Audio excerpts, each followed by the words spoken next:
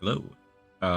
This one's gonna be a bit different than the last few because I didn't record my live commentary for the attacks, so I'm just gonna kind of go over the recordings for it, my attacks. 'Cause I still recorded them. I wanted the full focus of the full support of the rest of the guild in voice chat, you know. But it was a civil war against Talentless one, so I had to get that full focus. Uh, we did manage to get the draw though. Both of us full cleared each other.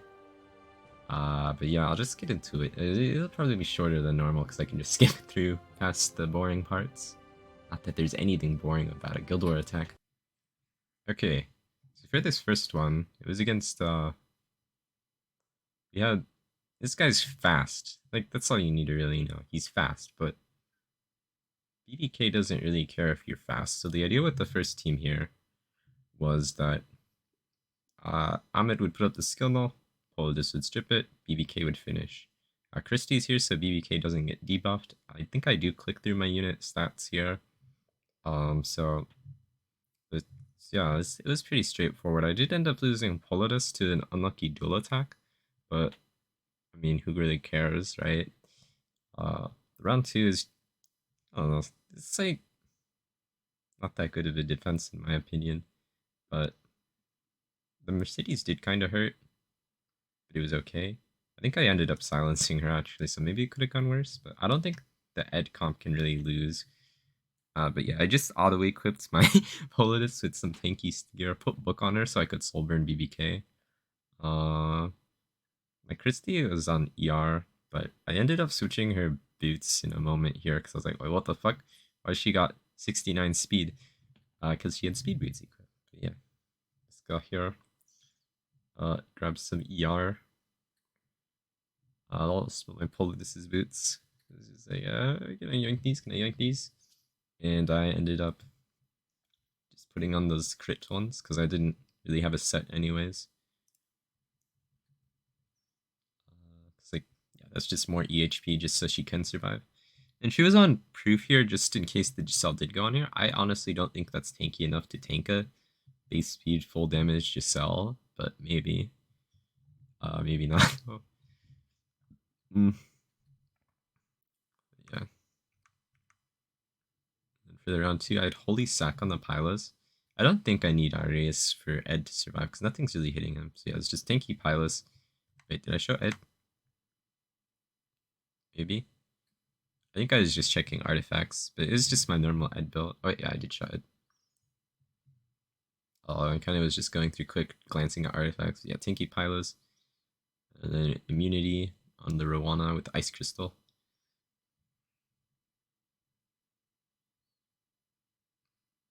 Yep. And then I did actually manage to get a pause on the CR. I didn't actually feel like calcing the speed, but the answer is fast as fuck. Like, yeah.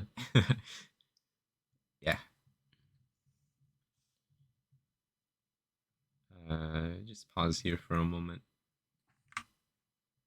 Pushes the just a lot, but doesn't cut because Polydus reduces the push, even though my Polydus was incredibly slow. Press S3, and I'm pretty sure the Bryceria was on ER. Possibly just to mitigate people bringing Polydus in, honestly.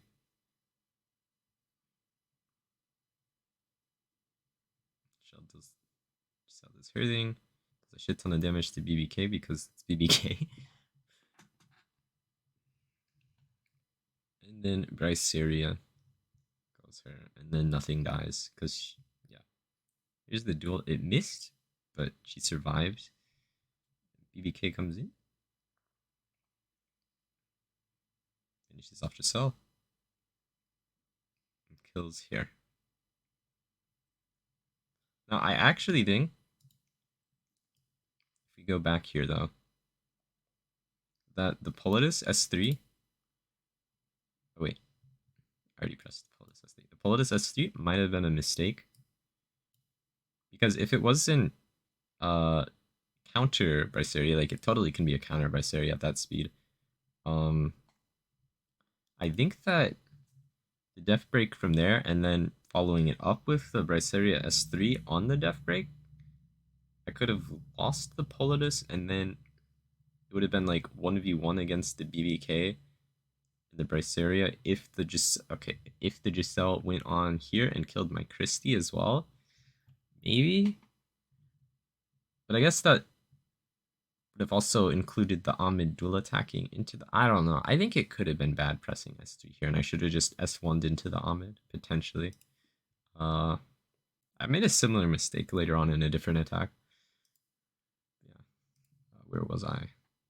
BK kills them. S1's here. Christie S3s because she doesn't have to press anything. Like, since Christie was alive, obviously the counter attack wouldn't have mattered if I lost my Politis earlier on.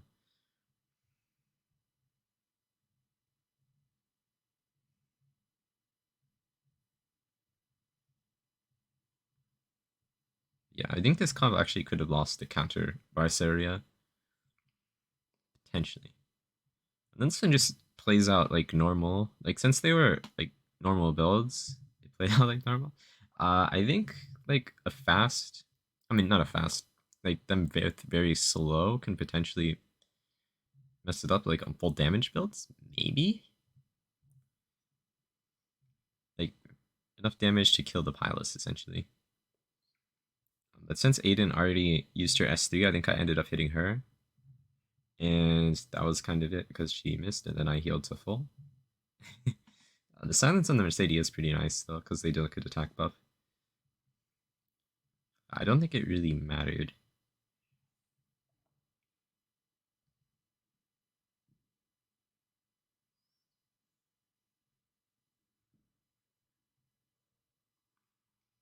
It's like once the Aiden's dead, which Ed does through solely misses, yeah, Mercedes just can't win.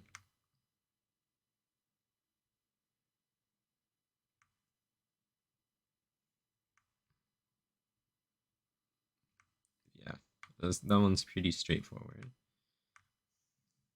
Although like, it does look so sketchy just because of how much damage Begal does. Like you can see the Mercedes damage here, and she definitely does hurt.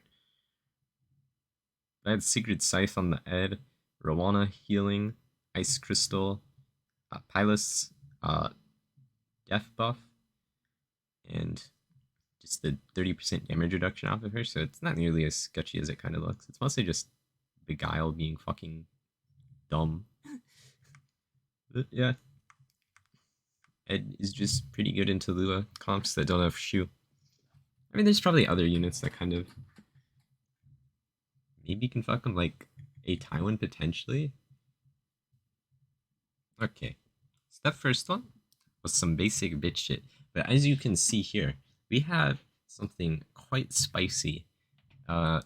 This comp was kind of annoying looking, honestly, because you got Berseria and a speed imprint, right? So you don't, and Kisei as well. So you don't really, like, unless you're ridiculously fast, you can't really race it. Obviously, if you were a cleaver, I think this would be a cleave option.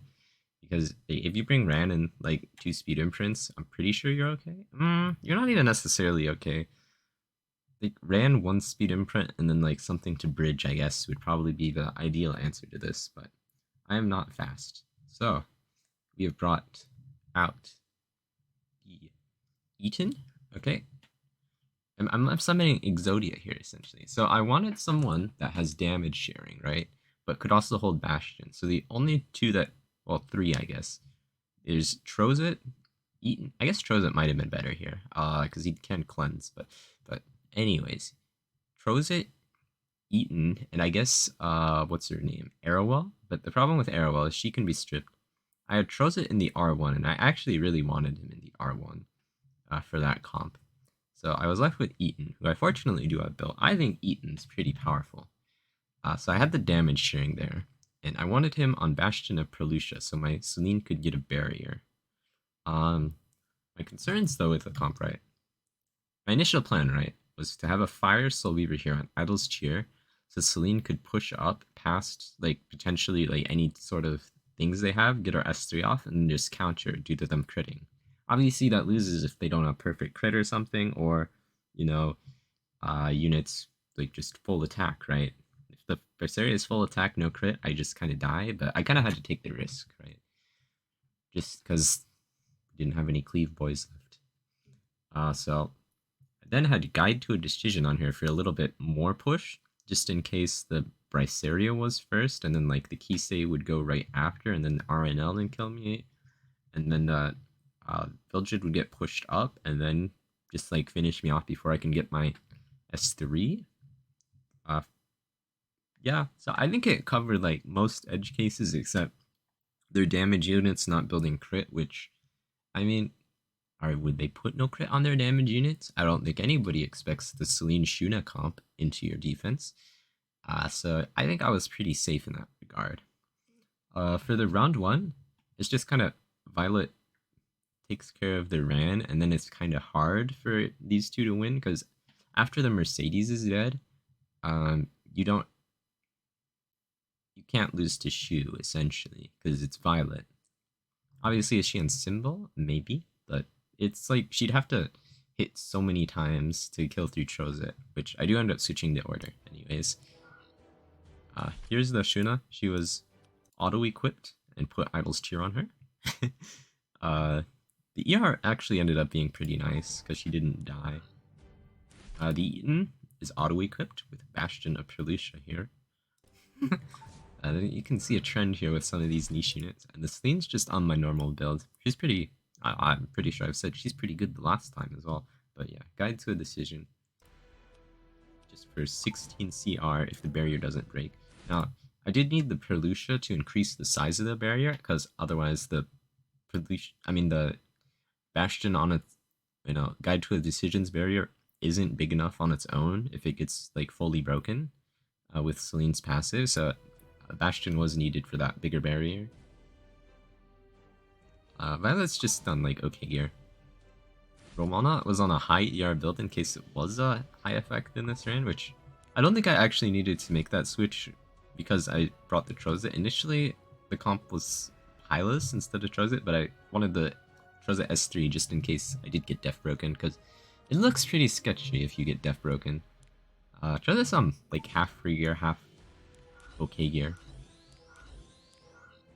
Yeah, Violet in the back was the play, because if you lose Violet, it's kind of just over, whereas Rowanna's tankier already, so it didn't really make sense to have her in the back. And yeah, I click again, because I'm fucking nervous. Just to add a little to context to this guild, alright? One of our local French members used 2 ints in like the first hour. Like, he was our first 3 attacks and he was our first 2 ints. So, the guild war, you can int 4 attacks before you can't full clear the opponent anymore. So losing half of those early on made us lose a lot of margin of error, I suppose. Easiest way to describe. So yeah, Trozet, I get Death Broken, it's like, oh no, but who really cares, because Trozet can cleanse it. And it also means if I do get defense break, it's not a damage rand. I can just... Okay. Obviously, lucky dual attack, pretty nice. I misplayed here and I went into the Shu with my S3, but it's like, you'd have to just top right and yield at this point once the rand's gone. Pretty sure. Like, we just continue a little bit. Shu S3. I counter and crit that time, of course. And yeah, the Trozet mitigation definitely coming in handy because my Violet would be near dead. The Shu was popping the fuck off. See counter there. I don't think she counters the Violet. I'm pretty sure literally every time though that the Trozet hit, the Shu countered. Then I get quick priority going. I go onto the Mercedes. Ice Crystal doing work, but look, this hit the Mercedes. Counter attack, bitch. Mercedes. No counter attack, but Magic Her Friends, which Magic Her Friends proccing when you have Rowanna is actually a good thing. The Mercedes. Counter attack, bitch. But this kills the Mercedes here, even on the miss, just because attack buff and pen set is love damage.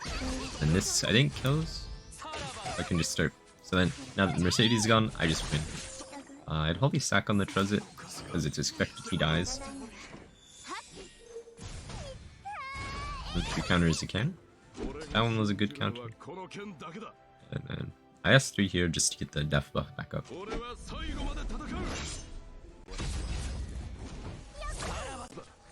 After that, it's just Violet S3 and then Trozei kills, finishes it off. Alright. This was like the least ideal speed tuning from them to have, right? Braceria first was like bad, which is why I put the guide to a decision on. But as you can see, there's enough CR push to cut past their team.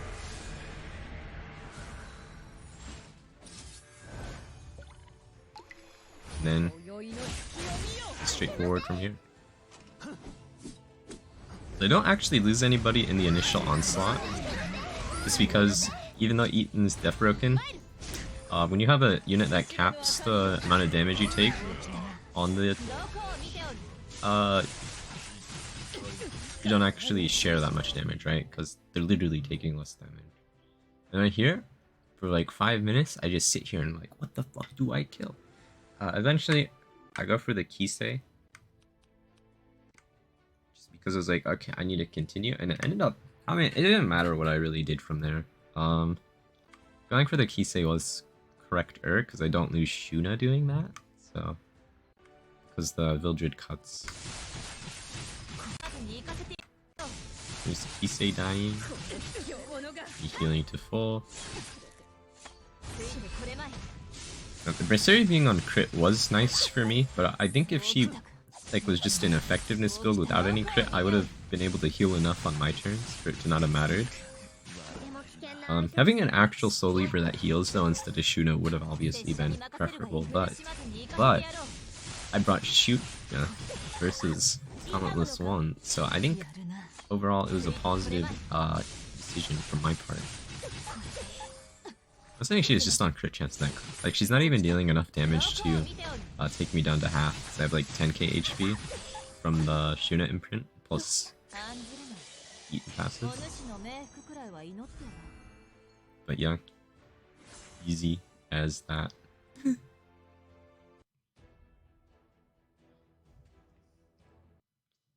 So that was a pretty good Spirit Eye angle, I'd say. I know the comp was a little bit spicy looking. But yeah, Shuna plus Eaton. If you ever need to beat that comp, you know, you can just copy that one. Easy peasy. Okay, this was the final attack. This sounds like really straightforward and easy actually. You can see the video is only 1 minute long because both rounds were just cleave. I did misplay a little bit in this first round though, as you'll see, but I mean the idea here is Zio hits the G-Per, pushes the Hawk up, the Hawk Braceria is not on Guiding Light, so I kill there. Strays S3s kills the Shu, and then it's just my team versus this Zio and 0 HP Braceria. Round 2, my Alots was actually fast enough to outspeed the Ran, if that gives you an idea of how that one went. But yeah. I'm kind of rushing here because this was actually within the last half an hour of the Guild War, you know, and we were just trying to get wrapped up. I generally save an attack, just in case there's things left that need to be hit.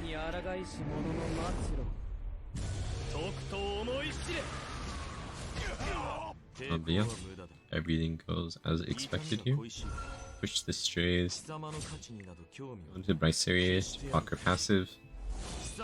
Maybe Strays S3 would have been enough damage on his own that I could have gone to like Zio or something, but I'd rather not chance that when this is just as good.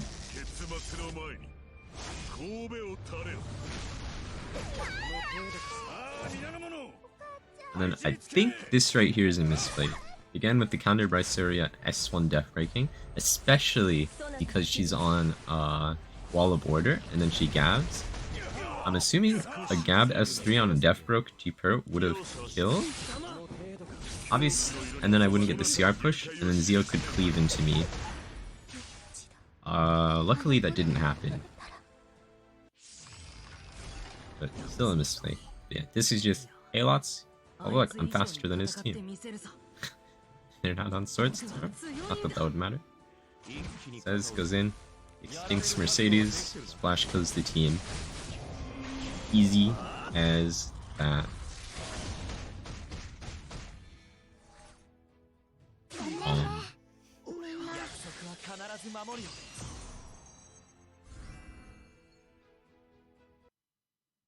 Yeah, that was the war. Yeah. We are holding our top rank 2 position here. Hopefully we can finish rank 2. At least, you know, maybe, oh no, they need to like lose 2 wars, I think. Against us specifically. For us to yoink rank 1 somehow. I don't think that's feasible, honestly. Yeah, we lost too many early on, but we had newer members. And by too many, I mean literally 2. We lost twice and now we can't get rank 1. But no. We've been full clearing pretty much every time. As of late, like over a week. Yeah. Against hard guilds too. I'll accept Parabellum. But yeah. Pretty nice. Oh, did I mute this? There we go, background music. Oh yeah. I think it'll be back to normal type commentary things on Monday, hopefully. This one's a bit late, honestly. Anyways, goodbye.